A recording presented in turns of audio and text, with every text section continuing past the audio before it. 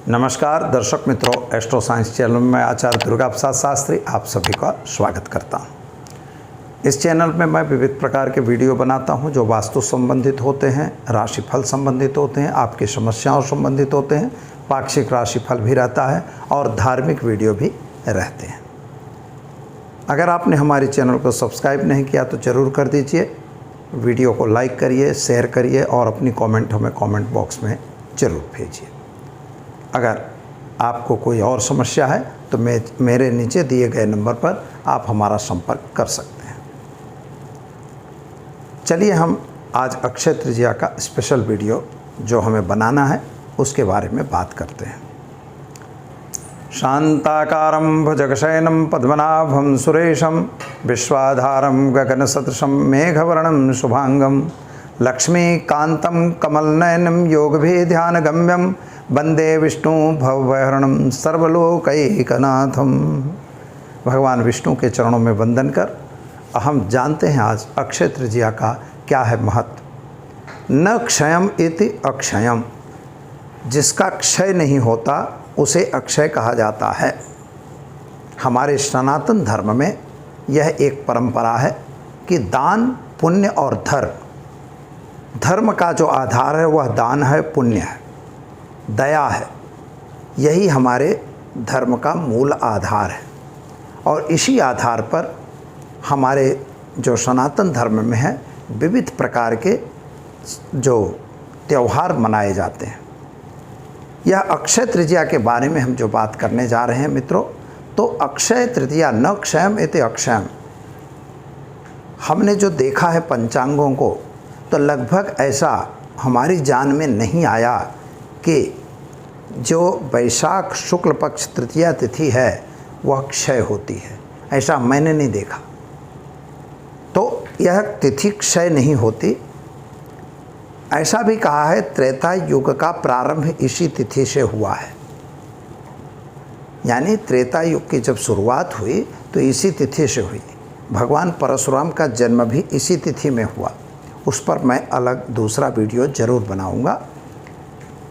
लेकिन आज हम अक्षय तृतीया पर बात कर रहे हैं। इस तिथि में दिया गया दान, किया गया पुण्य, लिया गया संपत्ति, जो भी आप कुछ ले रहे हैं तो वह चीज़ें अक्षय होती हैं, यानी घटती नहीं है, उनमें वृद्धि होती है, यानी उसको आप बचा सकते हो। दान का महिमा अक्षय तृतीया को विशेष इसलिए है कि हम देख रहे हैं कि चारों तरफ जो वातावरण बिगड़ा हुआ है, जैसे सामान्य बात हम आपको करते हैं कि ऑक्सीजन, आज के महामारी के समय में ऑक्सीजन की कमी क्यों हुई? क्योंकि पेड़ों को काटा गया।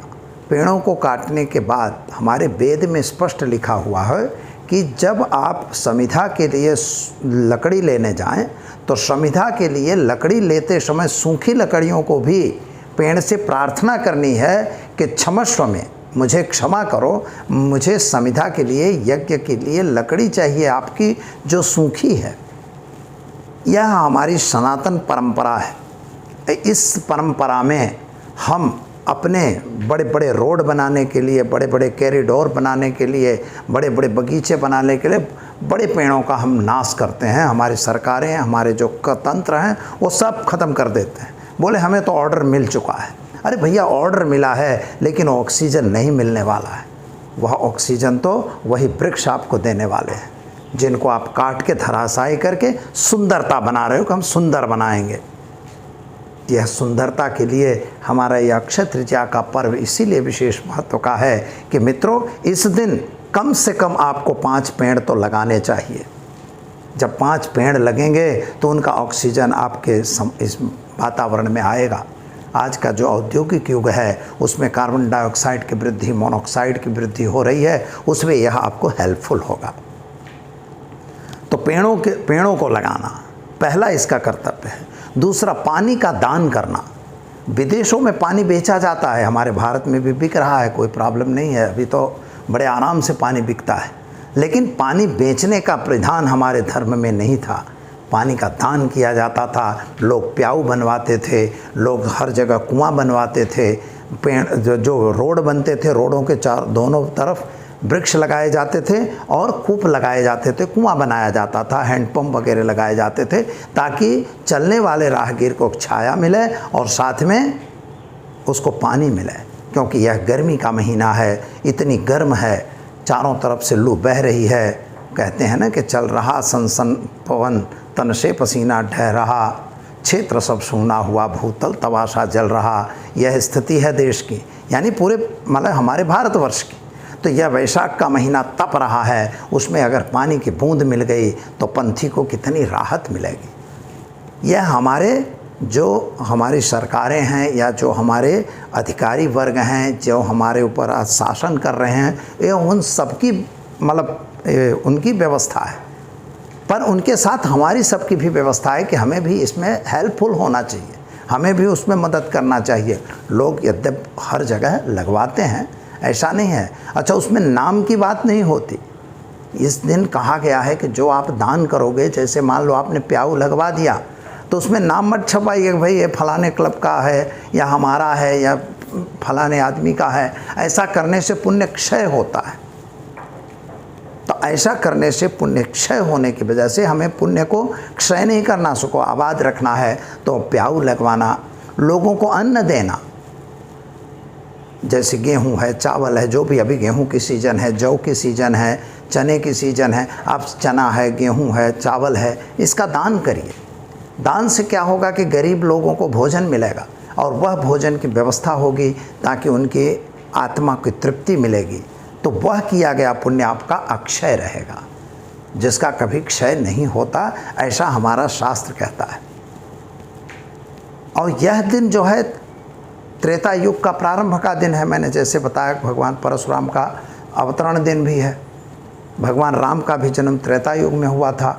रावण जैसे, सहस्त्रबाहु जैसे आतताई लोग इस पृथ्वी पे वास कर रहे थे, जिनको अपनी अहंकारिता, अपनी भावना, केवल हम ही सब कुछ हैं, दुनिया में कुछ भी नहीं है, जो मैं हूँ कहूँ वही फाइनल है, ऐसी उनकी जो मानसिकता थी, उनका नाश करने के लिए ही ऐसे अवतरित पुरुष हमेशा अवतार लेते हैं। भगवान विष्णु पृथ्वी पे आते हैं।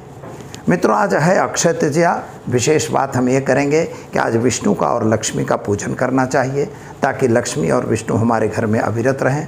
दान करना चाहिए, पुण्य करना चाहिए, पुण्य की वृद्धि करवानी चाहिए, और खाने का, भोजन का, पानी का विशेष दान दीजिए। छाता का दान दिया जाता है। साथ ही में आप अपने उनको जो पैर में पहनने के लिए उनको जूता वगैरह का भी दान, चप्पल वगैरह का भी दान दिया जाता है। इस तरह से दान का महिमा है। दान आप किसको दे सकते हैं? तो सुपात्र व्यक्ति चाहिए। सुपात्र का अर्थ हुआ कि जो पवित्र हो, पाक साफ हो, जो कुछ काम सही करता हो।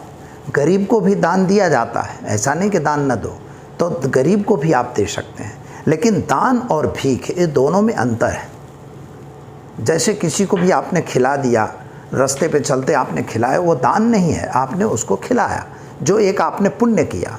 भीख देने से भी पुण्य होता है, लेकिन आपके जो पाप कर्म होते हैं वो कट जाते हैं, और दान देने से पुण्य कर्म की वृद्धि होती है। इसलिए आज विशेष महिमा भीख और दान दोनों का है। तो यह अक्षय तृतीया का विशेष महत्व है।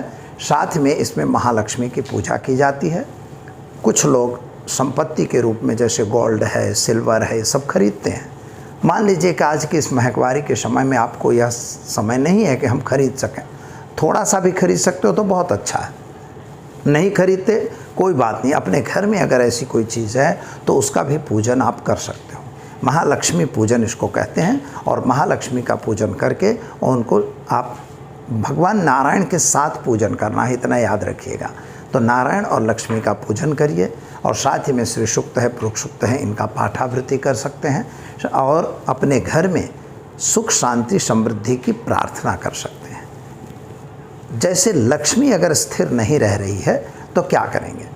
तो मित्रों, बहुत एक सरल उपाय है जो ये अक्षय तृतीया को खास तौर पे करना चाहिए। पीले वस्त्र में आप चने की दाल, जितने व्यक्ति घर में हों उनके मुट्ठी के हिसाब से, जो व्यक्ति हैं उनकी मुट्ठी में भरना है और अपने उसी कपड़े में रख देना है। इसके बाद उसमें एक सुपारी और एक सिक्का रखना है। पीला फूल अगर मिलता है तो उस पर ज़रूर चढ़ाइए। थोड़ी सी हल्दी और डाल के, नहीं है तो हल्दी थोड़ा सा घर में है वही हल्दी आप डाल सकते हैं। इसको आप बांध दीजिए और बांधने के बाद ओम ह्रीं महालक्ष्मी नमः ऐसे मंत्र का प्रयोग करिए। ओम नमो लक्ष्मी नारायणाभ्याम नमः, यह मंत्र विशेष है। ओम नमो लक्ष्मी नारायणाभ्याम नमः, इस मंत्र का प्रयोग करके और एक माला के करीब करिए। घी का दीपक, पानी की गगरी यानी मटकी, छोटी सी है बड़ी सी है, दान दे सकते हैं। और यह मटकी अवश्य करके ये चीज़ ले जाके आप किसी भी विष्णु मंदिर में या तो किसी ब्राह्मण को अगर यह दान देंगे तो इससे महापुण्य जो मिलेगा, इससे आपके घर में लक्ष्मी की स्थिरता प्राप्त होगी। यह काम आप अवश्य कर सकते हैं और इस उपाय का प्रयोग भी कर सकते हैं। दूसरी बात, नियमित तौर पर अपने घर में आने वाले गरीब या भिखारियों को कभी भी वापस न करिए और कभी भी उन्हें धुतकार के अपशब्दों से अपमानित न करिए। इतनी 2 चीज़ों का आप अगर ध्यान रखेंगे तो मित्रों आपके लिए समय सुंदर और अच्छा अवश्य रहेगा। अक्षय तृतीया की सभी दर्शक मित्रों को दुर्गा प्रसाद शास्त्री की तरफ से शुभकामना। आपका वर्ष शुभ और कल्याणमय रहे, यही भगवान नारायण से प्रार्थना। नमस्कार।